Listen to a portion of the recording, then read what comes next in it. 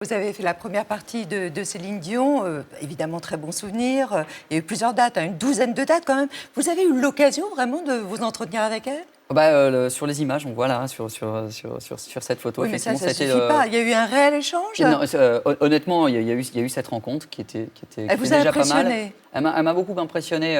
Après, elle était accessible. C'est moi qui n'ai pas forcément osé aller vers elle quand on se croisait sur les répétitions. C'est encore le timide On là était, qui parle. oui, Ouais, et puis voilà. ouais. Mais c'est vrai que j'ai été impressionné. Et ce qui est drôle, c'est que voilà, 10 ans avant, je me battais avec mes sœurs pour pas mettre dans la voiture Céline Dion, pour mettre plutôt Nirvana, Rage Against the Machine, les Cranberries, etc. Vous avez été puni. Et j'ai jamais fait la première partie de Rage Against the Machine, ni de Nirvana.